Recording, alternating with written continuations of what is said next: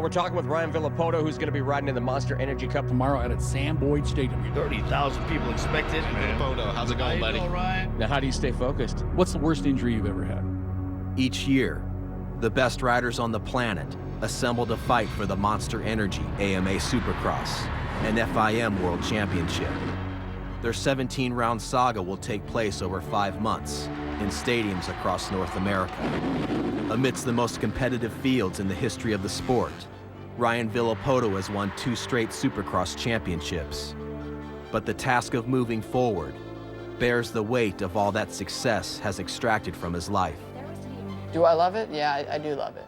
But this isn't everything to me. I'll walk tomorrow. I'll walk away. I was on him a lot, pretty hard on him.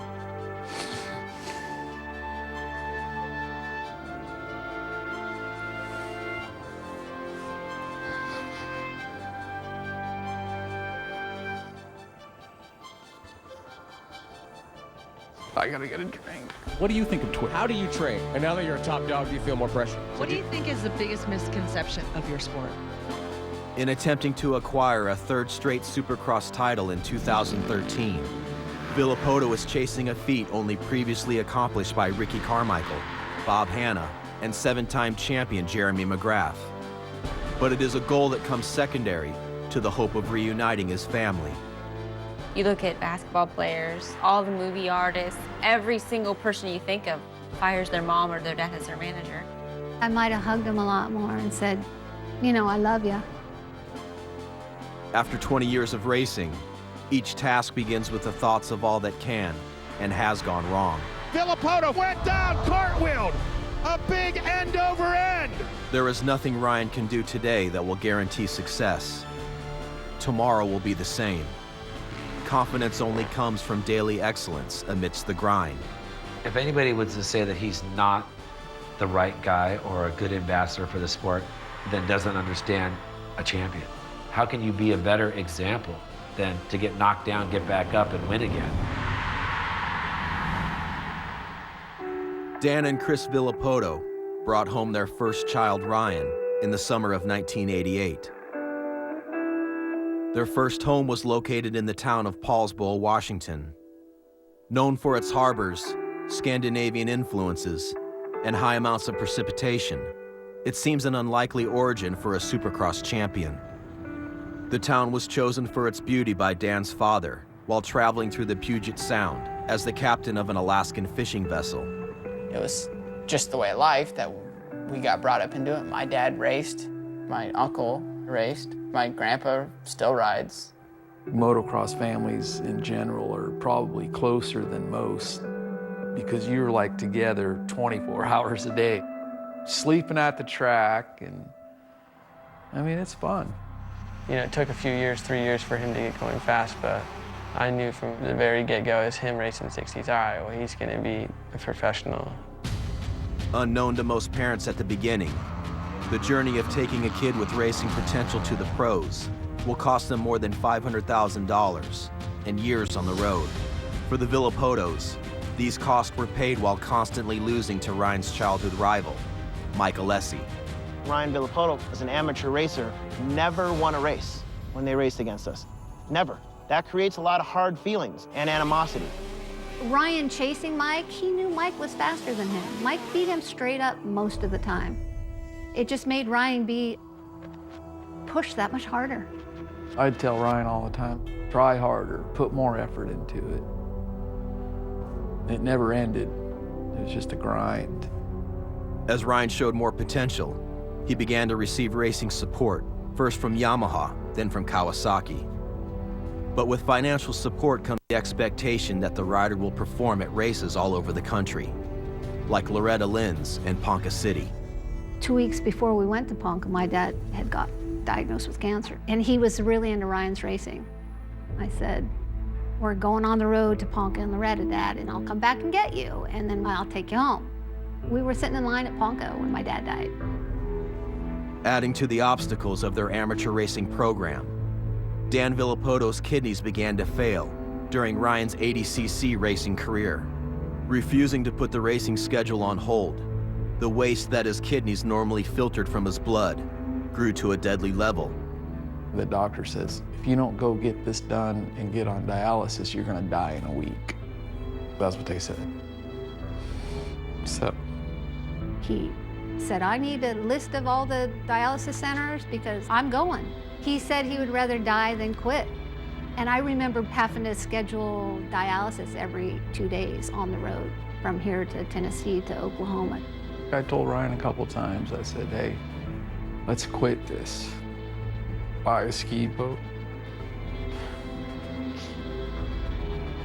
Do something else, you know. And he'd just keep saying, no, I'm racing. I said, okay, let's go. Let's get it done. Well, I've never really seen my dad cry. And the only time I've seen him cry is when something with Ryan happens. People can sit and judge and say my parents are irresponsible about putting all their efforts in a kid in a dirt bike, but my parents knew if Ryan didn't make it, what else would Ryan do? Not to be mean to my brothers or anything, but they just never liked school and they barely got through grade school. I feel like it's the greatest gift that my parents could have gave my brothers, is to back what they wanted to do. This CBS Sports Spectacular, Monster Energy Supercross, Ryan Villopoto champion, is sponsored by Monster Energy, Unleash the Beast, Toyota, Let's Go Places, and by Yamaha. Yamaha is the first name in motorsports. Make sure your approach is right, that you're pumped to have these because these are tough for you. The more you push away and you hate that, you're tinkering. So embrace the conditions because that's the only way you adapt to it. While training, Jake Weimer must walk the border between hope and despair. He, Ryan Villopoto, and their trainer Alden Baker are preparing for the 2013 Supercross season on Villopoto's property in Florida. Ryan Villopoto has done it! Victory goes to Ryan Villopoto! Villopoto has won the last 2 Supercross championships.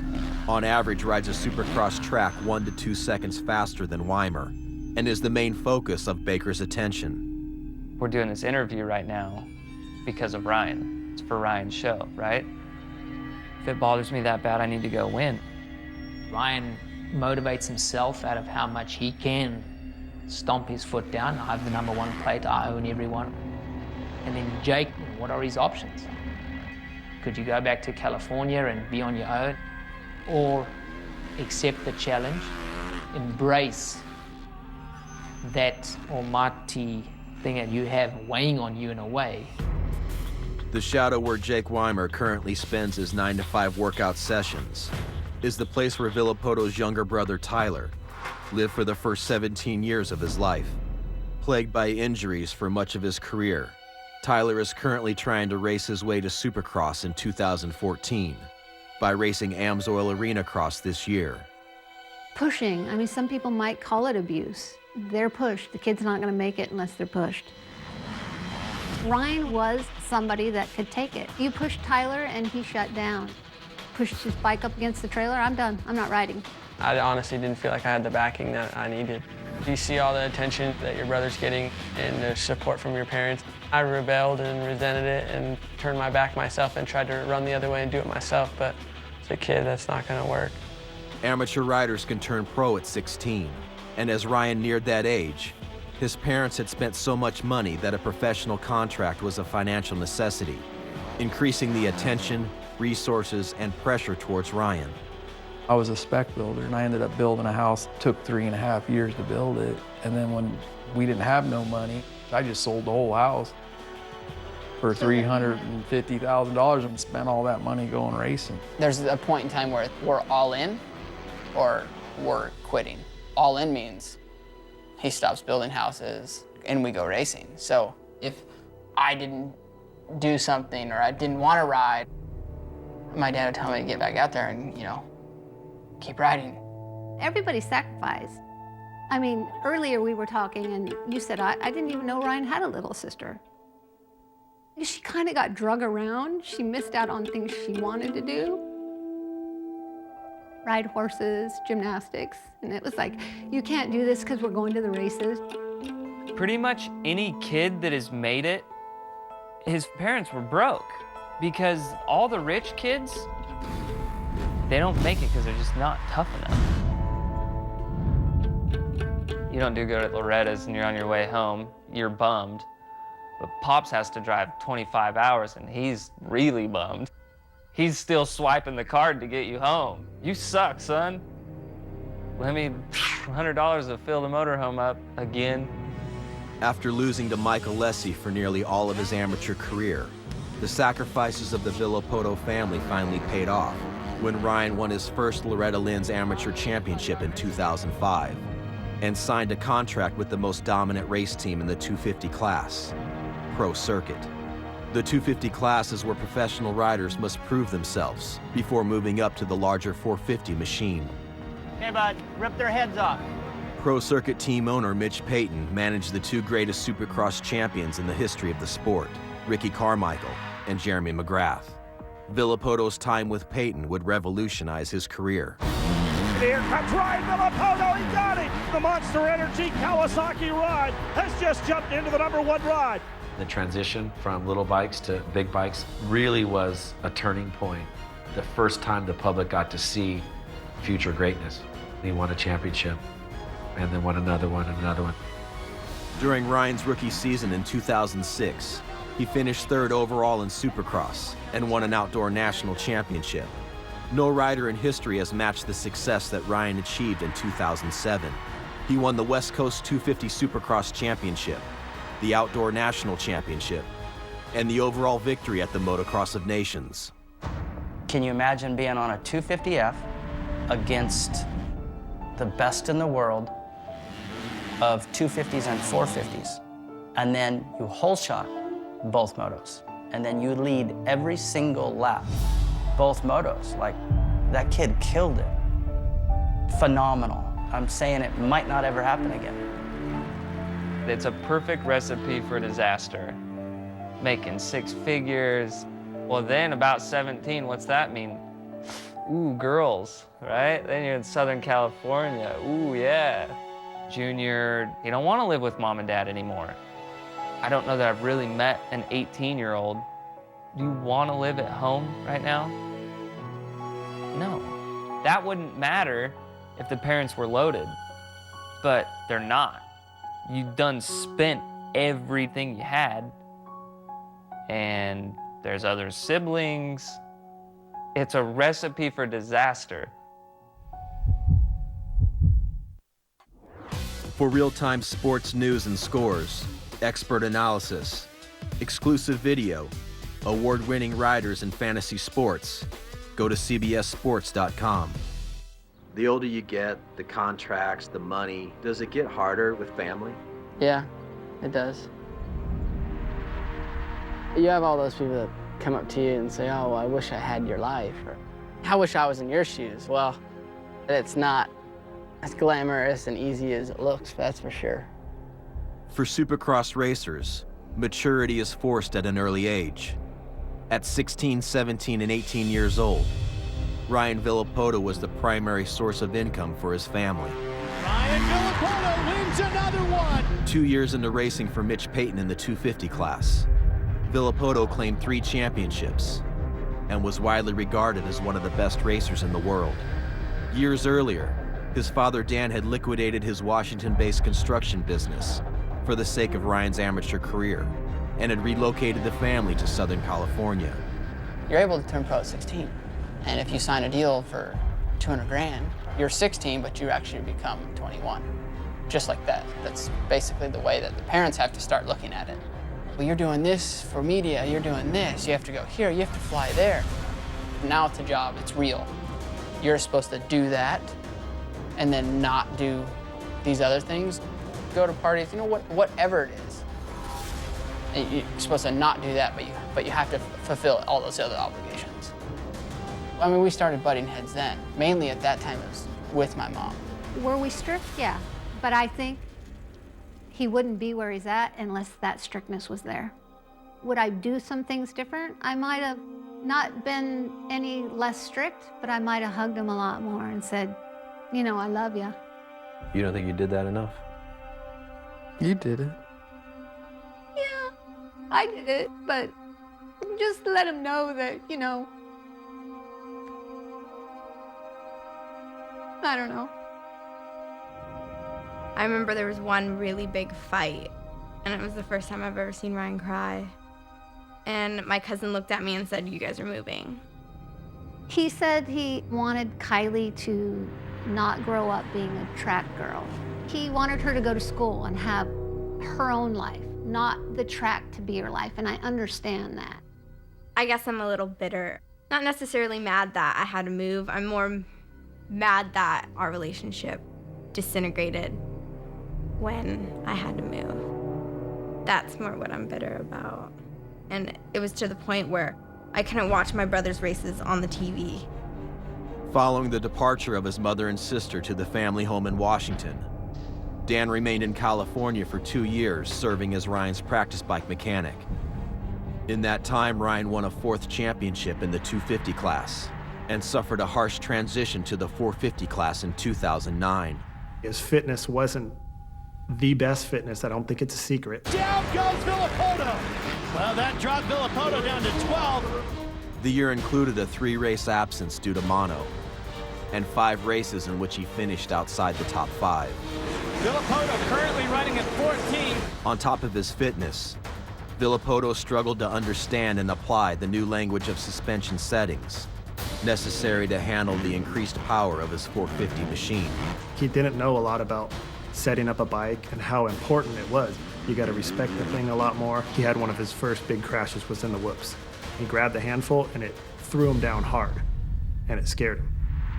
When Ryan returned from his bout with mono, he redeemed himself by winning 2 out of the last 3 races of the season.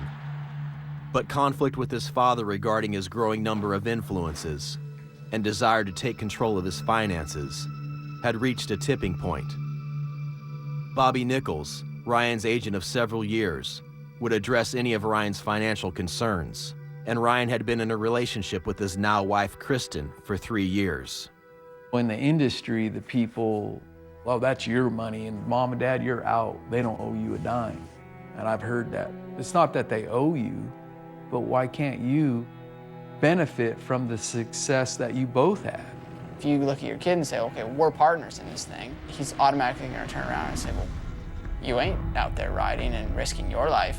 And the easiest person to blame is the only person that was never around before, which was me. If he asked how much money's in my savings account, they immediately thought it was the girl that told him to ask. He was gonna be that way with any female. So it's not like it's just, you know, her. I was an outsider who's now become an insider, and now I'm going to start doing things for their son that they've done their whole life.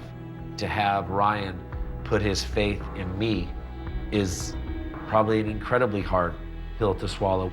It's kind of weird that now that my kid's successful, my business is gone. If I had a successful construction company and I brought my son in, you're going to be my partner. You're vice president. Here's the salary, and then I'll teach you how to do this, and this will be your business. What would be the difference? You know, I always felt like, man, if you would just sit back, then I'll just write you a check. Here comes Villopoto! Villopoto wins a stunning race! Everybody is in Ryan's ear telling him what to do, you know, and it's like, Ryan's trying to grow up. He wants to be independent. He wants to learn what it is to control these things. It was bad and it was miserable. Absolutely demolishes Ryan Villopoto and pushes him off the track. I think it's just the minds get clouded, then get scared because there is nothing else to fall back on. Everything they did build, business-wise, is gone. The only thing to lean on is us. The money, the fame, it's the root of all evil. Yeah, it was hard. I was at Glen Helen riding, and just told him, like, kind of in between riding or right after I was done, you know, like, hey, you're gonna go home, and I'll still pay you, but you're gonna go home, and I'm gonna do it on my own. It was pretty tough. pretty hard to swallow.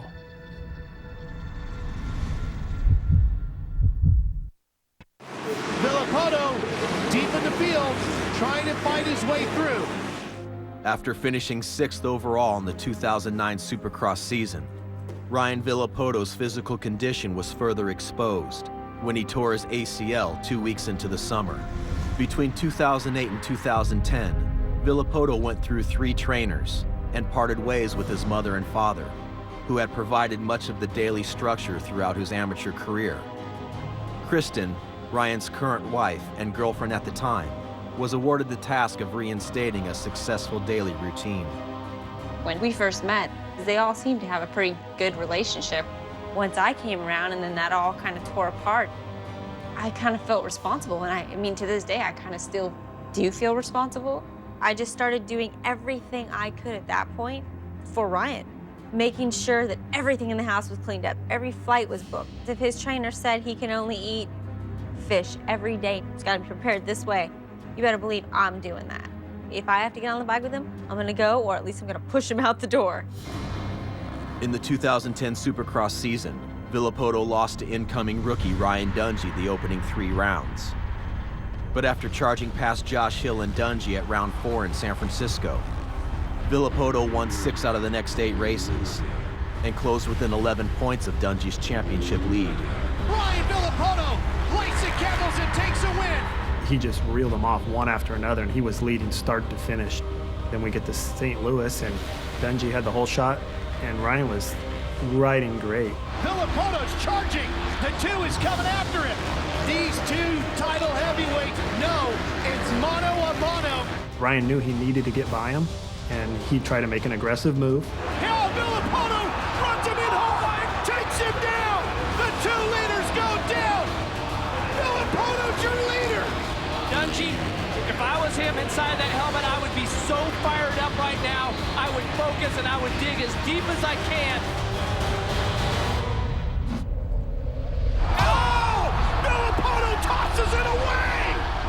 Villopoto is down hard! It was almost like watching a dream, like it was in slow motion.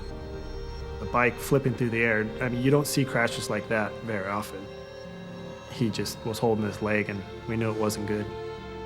Villopoto broke his tibia and fibula in the crash and would have to be flown to Seattle so a specialist could reconstruct his ankle with 5 plates and 47 screws. The 6-month recovery process would be the most difficult period of Villopoto's career. Him laying in that hospital bed for so long, he withered away, trying to stay off the painkillers so that he didn't get addicted to that. The pain and how long it took and the therapy he had to go through. I mean, you'd question if he was even ever going to want to ride a bike again. The power that our bikes are making, the speeds that we're going, the difficulty of the tracks, the things that could go wrong. The only thing that goes through my head is injury. Actually getting hurt, badly. Racing Supercross, you have to stay sharp. You can't not be on the bike. So your risk factor is at an all-time high all the time. A great opportunity showed up. Ryan calls me. He says, hey, Eldon's not working with James no more, and I can work with him. What do you think? I had worked with Eldon with James, and I said, it's a no-brainer. He's the best guy in the sport, and he's proven. Did it with Ricky, did it with James. If you have this opportunity, you need to jump on it now before someone else does. When Ryan approached me, I was actually worried. I didn't think he had the physical capabilities anymore to do the job right. I took him to a specialist that actually looked him over and ran tests to see if that foot was going to be enough motion, enough feel. The body forgets pain. I forgot by the time I was able to start walking and, all right, well, when can I ride type of deal. There's a trust factor too, that he has to trust me. At first, he was a little like, I don't know. I really don't know. I looked him in the eyes and I said, I think we can be ready. And that's probably the only time you could see he actually believed. Villopoto and Baker began training together just 3 months before the start of the 2011 Supercross season. Ryan Dungey came into 2011 fresh off a Supercross title, outdoor title, and Motocross of Nations victory. Chad Reed came into the year on a team built around himself, And James Stewart was out to prove that he could beat his former trainer. Going into Anaheim, 2011, no one expected anything after Ryan broke his leg so bad. Everyone was saying, nah, he's done, he's career-ending, his competitors saying it. There's a pass for the lead. Villopoto takes advantage. He's done it. Ryan Villopoto wins Anaheim 1. From round 1 to round 10 in Indianapolis, Villopoto was the most dominant rider in the series, winning 5 races. Checkered flag falls for Ryan Villopoto. But his 26-point lead in the championship would shrink dramatically by round 16 in Salt Lake City, leaving Chad Reed, Ryan Dungey, and James Stewart all with a shot at the title. We went to Salt Lake. Ryan, he was kind of in a weird mood that day, and my temper was getting short. I got on him and said, this is it. If you're gonna be a champion, you need to make this happen. Ryan Villopoto has just set the fastest lap of the main event, so Villopoto now finally is coming to life here. Reed makes a mistake, Villopoto goes that by. opens the door. Up on Stewart's the podium, down. and Stewart is down. There goes Villopoto. Villopoto to the checkered flag. He lights the candles and extends his points lead. Confidence went back up again. Going into Vegas, he had a cushion, brought the championship home. Ryan Villopoto has won his first ever Monster Energy AMA Supercross and FIM World Championship. Villopoto's first Supercross championship propelled him to arguably the most successful year ever experienced by a Supercross racer. In the following months, Villopoto won the Outdoor National Championship, led Team USA to a Motocross of Nations victory, and completed a 3-race sweep at the inaugural Monster Energy Cup. And Ryan Villopoto has done it. He's a millionaire after just 1 race. His $1 million reward was the largest prize for a single race in the history of the sport. It's a lot of work, there's a lot of risk involved. When I win, everybody that's in my group wins, from my mechanic to my wife to my trainer. It takes work from all of us. And when we do win, there's nothing better. While 2011 was the most successful year of Villopoto's career, he was still estranged from his family. His parents, brother, and sister merely watched from the outside. Over 2 hard years of Yeah, it was pretty nasty. of You bitterness. were hurt, right? Oh, totally. Of crying, me crying every day. It was pretty I bad. miss my kid.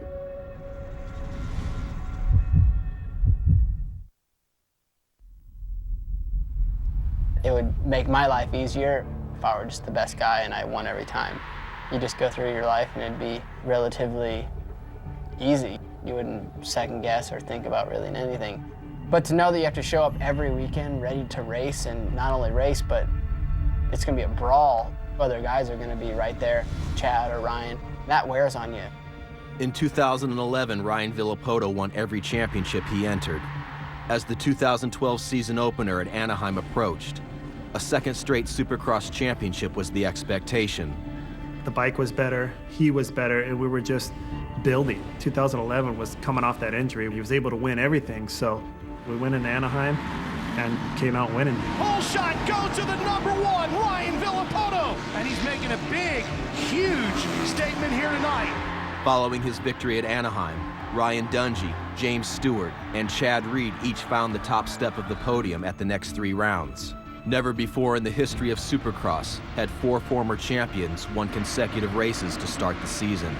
The speeds kept going up and up and up because these guys were just pushing each other to the limit. Dallas, when Chad was riding right on Ryan's rear wheel, Ryan had told me he was going as hard as he could, but he said if they both rode that pace, someone was going to go down, so he was just about to let him by.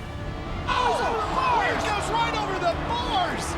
And Chad Reed takes a violent tumble. The crash at Dallas would end Reed's season with a torn ACL. It was the continuation of a season marred by injuries. At Los Angeles, Trey Canard had been eliminated from the title hunt with a broken back. Ryan Dungey would break his collarbone at practice, and James Stewart would suffer a series of crashes and injuries throughout the season.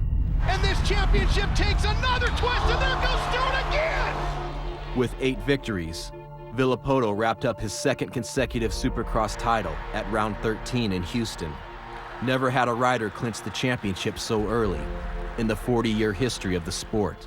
It was a huge thing for Ryan to do. The last time someone won back-to-back titles was Ricky Carmichael. 2 rounds after clinching the title, the series moved to Villopoto's hometown, Seattle. But the main event would see the end of the most dominant stretch of Ryan's career. The first time carrying the #1 plate in front of his hometown crowd, and he is crawling off the track.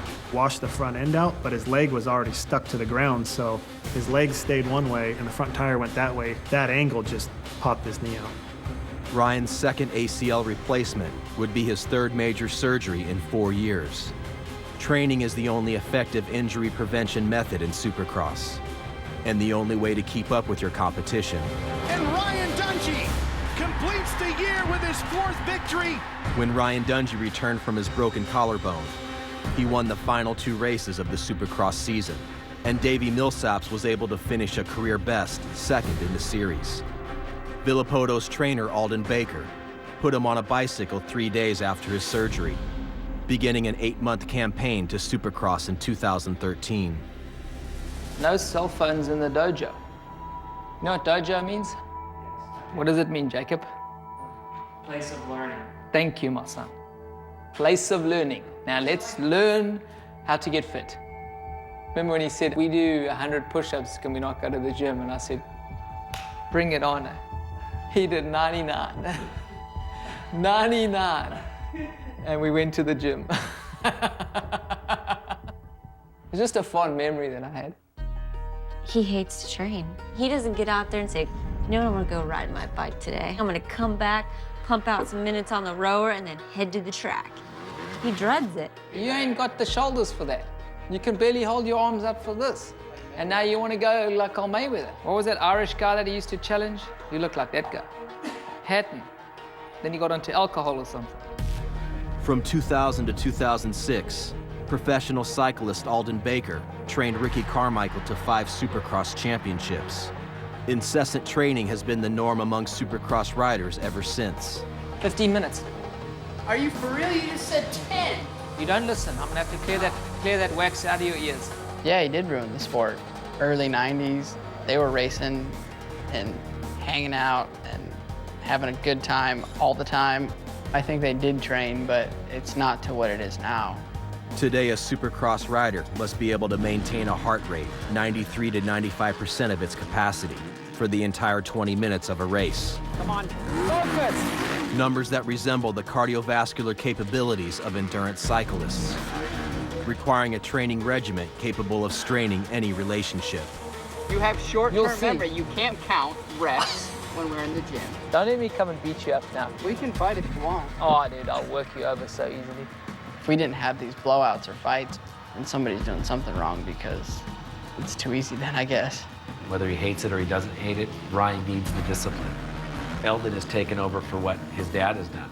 Wouldn't care who, if it's Ryan Villopoto or not. Eldon's gonna come in there and do his job and is the best at what he does. It's changed Ryan's career. Yeah, it hasn't been that bad for you. I told you, you sit on the couch, do a little program work, come here, boss everybody around. Oh, Casey starts, oh yeah, Ryan 15, go back home, tea and scrumpets, and back at it again, boys. That's right. That's why I'll be lining up at A1.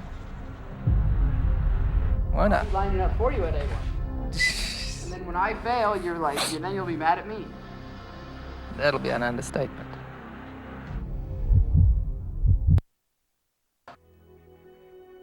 Although Ryan Villopoto is the most successful Supercross racer of his generation, his most dominant years were spent with strained relationships with his parents, brother, and sister.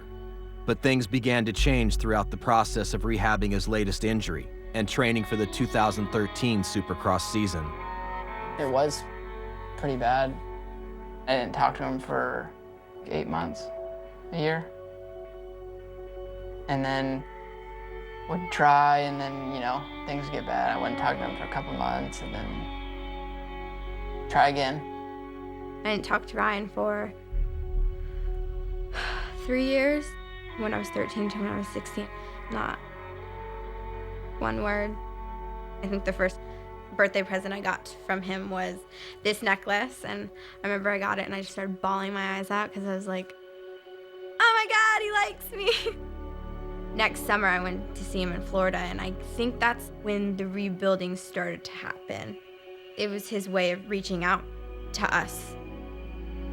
In the summer of 2012, Villopoto increased his support of his younger brother Tyler's racing program, and later that year, invited his parents to live in his second home in Southern California, giving his father the opportunity to serve as Tyler's practice bike mechanic and participate in Ryan's daily racing routine. I'm proud that he's grown up to be the man he is. I didn't go to the practice tracks for about 2.5 years. And now I started going to the practice tracks. Really got to see how focused he is on his training, and he's pretty good. He's real good. This year, actually, when he got back from his knee surgery, the first day back was unreal. I swear, when he was hurt, he got faster.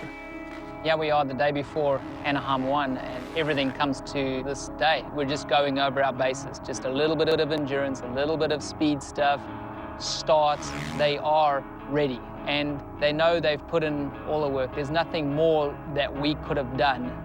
I expect to defend this title. We are in the best place we have ever been. I don't know how much lift you're gonna get off that little thing and go double, and then go where the guys are standing, go from there, and then 3 into the turn.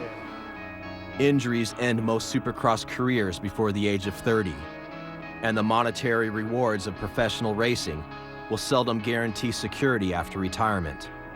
Facts that drive the search for safer, faster racing lines during a track walk, the pursuit of optimal suspension settings on their machines, and animosity towards other competitors. Maybe some boxing, I see they truly have some hate. And that's basically what it is here.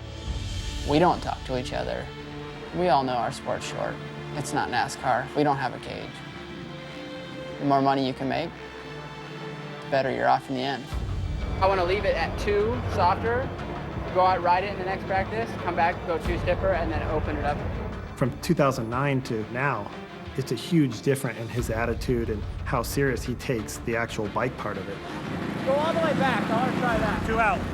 Nobody knows but Ryan how hard he's hitting that jump, or the actual feeling that's coming through his hands or his feet.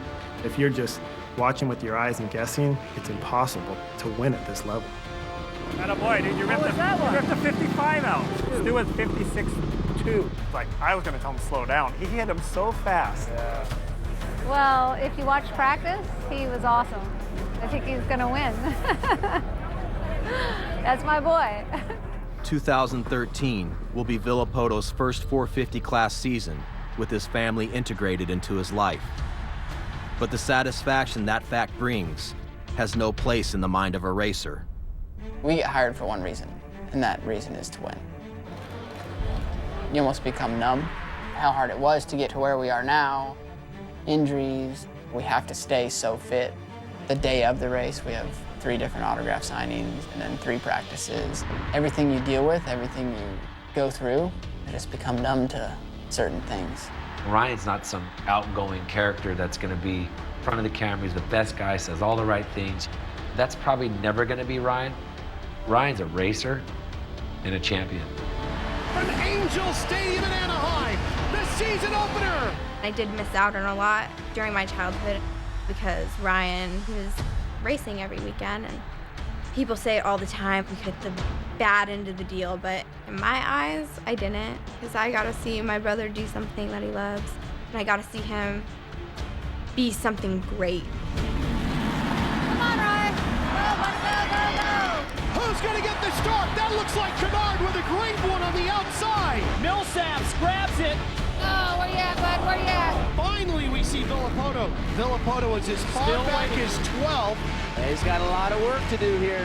Here comes Villopoto on that green Kawasaki with the red number plate, sporting the number 1. Oh, Villopoto off the track. Big mistake, he goes over the berm. Come on, Ryan. Ride smooth, buddy. Ride smooth. Come on. Villopoto now on the back of James Stewart. Villopoto alongside of Stewart. He goes down again. This CBS Sports Spectacular, Monster Energy Supercross, Ryan Villopoto Champion, is sponsored by Monster Energy. Unleash the Beast.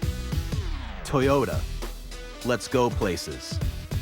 And by Honda, world leader in power sports. When you want the best, it's a Honda. Coming up next, rivals square off in a Big Ten basketball battle as the Hoosiers of Indiana travel to Columbus to take on the Ohio State Buckeyes. Ryan Villopoto came to the first race at Anaheim, hoping to begin his campaign for a third straight Supercross championship, a feat that would put him among the top 3 riders in the history of the sport.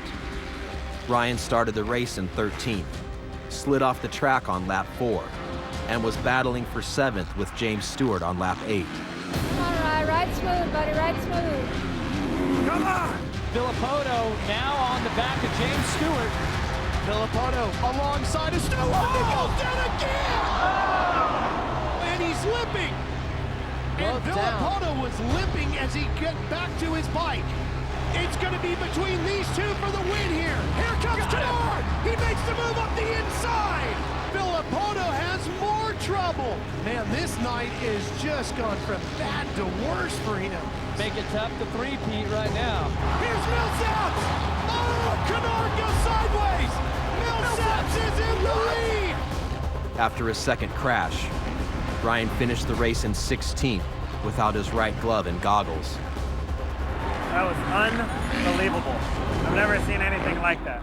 Of the 57 450 Supercross class races Villopoto has started and completed, it was the second worst finish of his career. Got a whole year, dude. We've been in worse positions. Really, really frustrating to know what he has in the tank and what he is capable of, and then to see such a mess. You're the reigning 2-time Supercross champion. You need to focus on you. You should have dealt with him quickly. If this was like maybe 5 years ago, I probably would have been in there. What'd you do? What'd you do? He's hard on himself, so he doesn't need me to pour gas on the fire. On the good side is he finished. He got some points. Most guys that are riding around without one glove and goggles and everything else would quit. He looks unbelievable in practice. He's railing the corners like no other. I'm like, how is he making it? Because he was going so fast. It's not over. He can come back from this. Villopoto left the opening round 20 points behind race winner Davey Millsaps. In order to become the 4th rider in history to win 3 straight Supercross championships, he will have to close that gap in the upcoming rounds. The same night Ryan finished 16th, his younger brother Tyler did not qualify for the opening round of the Amsoil Arena Cross Series. Tyler is trying to revive his racing career after a 4-year hiatus. You need to go around the corner faster. Instead of like slowing down, slamming it like that. That takes all your momentum away. On a daily basis, the Villopoto family will work together and share their evenings for the first time in 2 years. Is it worth it? Yeah, I think it's worth it. Just to be a part of it, and you know, everyone tells me, oh, you're living the dream. I must be living the dream. I am. I would never have thought I would race a motorcycle again in my life. If you were to tell me that a year and a half ago, I'd have literally probably got mad at you because you're saying things that I wish could happen. I really can't explain how excited I am that things are shaping up and looking positive for our family. The couple years where nobody was there, you could see there was a void. The Christmas thing, that's all he's ever wanted, was that scene. My prayers were answered. I used to pray for this every night, I just want like a normal family, to be together, so. People have problems and struggles, so this is normal. Everybody knows that everybody's family's not perfect. Ryan Villopoto will labor for the coming years and likely will continue his ascent to Supercross greatness. But no matter the extent of his status as an icon, happiness will only come from those who know Ryan for his humanity. I look forward to the day that he's not the racer. Yeah, I don't want to see him get hurt anymore. And he's just, our kid.